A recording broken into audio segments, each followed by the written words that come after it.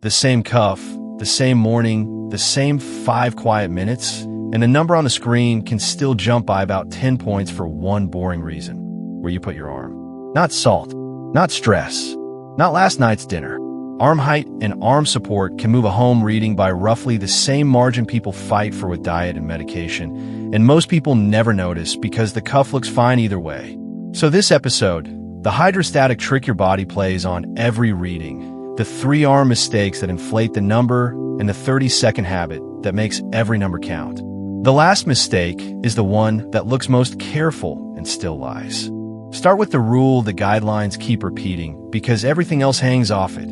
Your arm is not just a place to clip a cuff. It is a column of blood, and blood has weight. When the cuff sits below the level of your heart, gravity adds pressure to the column the cuff is reading. When the cuff sits above the heart, gravity subtracts. That hydrostatic effect is simple physics, not a personality flaw in your monitor. Home monitoring guidance and clinic checklists converge on the same fix. Rest the cuff arm on a table so the middle of the cuff sits at heart height, roughly the midpoint of your breastbone when you're sitting upright. Supported. Still. Heart level. That is the baseline every other tip assumes. Now the 3 mistakes that quietly rewrite that baseline. Mistake 3, the hanging arm. You sit down, wrap the cuff, and let your arm drop to your side because that is how arms hang when nobody is thinking about them. The cuff is now well below the heart, and the unsupported weight of the arm is still working the muscles a little. Studies of measurement technique have found that an unsupported arm can push the systolic reading up by around 10 points compared with a supported, heart-level arm. 10 points is the difference between a number you shrug at and a number that makes you recheck. And the fix is almost embarrassing. Put the arm on the table before you press start. Mistake 2, the wrong table height. Even people who rest their arm still get this one wrong. Elbows on a low coffee table, put the cuff south of the heart. A high counter or a cuff perched near the shoulder, put it north.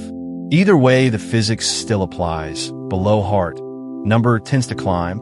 Above heart, number tends to fall. You do not need a lab to check it. Sit as you normally sit for a reading. Look at where the middle of the cuff lands relative to the center of your chest, and move the support until they line up. A thick book under the forearm is a perfectly legal table if the real table is too low. The goal is geometry, not furniture. Mistake 1, the sneaky one. You rest the arm, but you tense it. Palm pressed hard into the table. Shoulder hiked. Fist half closed. Body language that says, I am being good and holding still. The cuff does not care about your good intentions. Isometric tension in the arm and shoulder can nudge the reading up the same way a full bladder or crossed legs can. The calm version looks almost lazy. Forearm fully supported, hand open, shoulder dropped, the table doing all the work so the arm does none of it. If you notice the shoulder climbing while you wait for the beep, reset and start the quiet minutes again. A tense arm is not a resting arm. Put the 3 together and you get a 30-second habit that belongs in front of every pair of readings. 1. Sit with your back against the chair, both feet flat, legs uncrossed. 2. Rest the cuff arm on a table so the middle of the cuff sits at heart height. 3. Open a hand, drop the shoulder, and let the table hold the weight. 4. 5 quiet minutes, then 2 readings a minute apart. That is the same chair ritual from the 1-week test, with the arm geometry made explicit.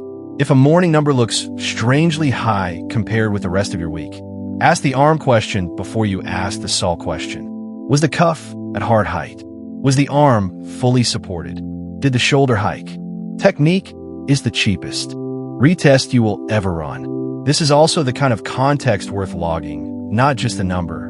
A 142 that was measured with the arm hanging is a different story from a 142 measured clean, and your future self will not remember which was which. Steady range lets you tag context next to each reading, so a jumpy day can be sorted into technique noise versus a real pattern. Free to look, no account needed. Link below. The boundary, as always. This is general education, not medical advice. I am a health educator, not your doctor, and decisions about blood pressure belong with your own clinician. A clean technique does not replace clinical judgment.